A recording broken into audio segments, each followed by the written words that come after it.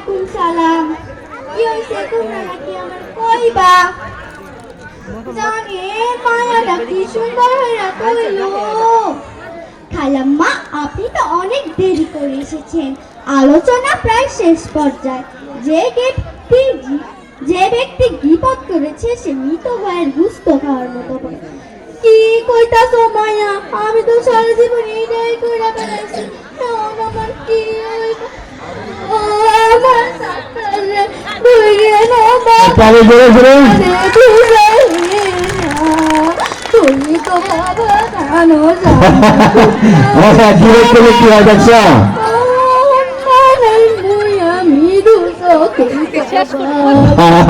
ধন্যবাদ। আরে তাড়াতাড়ি জোরে জোরে। মা, আপনি একটু হতাশ হবে না। হতাশ নিরাশ আল্লাহ একটু পছন্দ করেন না। যাদের কাছে গিয়ে গীবত করেছেন তাদের কাছে গিয়ে ক্ষমা চান। তারা যদি ক্ষমা করে দেয় আল্লাহ আপনাকে ক্ষমা করে দিবে। তারা যদি ক্ষমা না করে আল্লাহ আপনাকে ক্ষমা করবে না। ধন্যবাদ। হাসা কইতাছো মাইয়া? যাই, আমি তাগর দিন ক্ষমা চাই। আসি মাইয়া, আসসালামু আলাইকুম। ধন্যবাদ।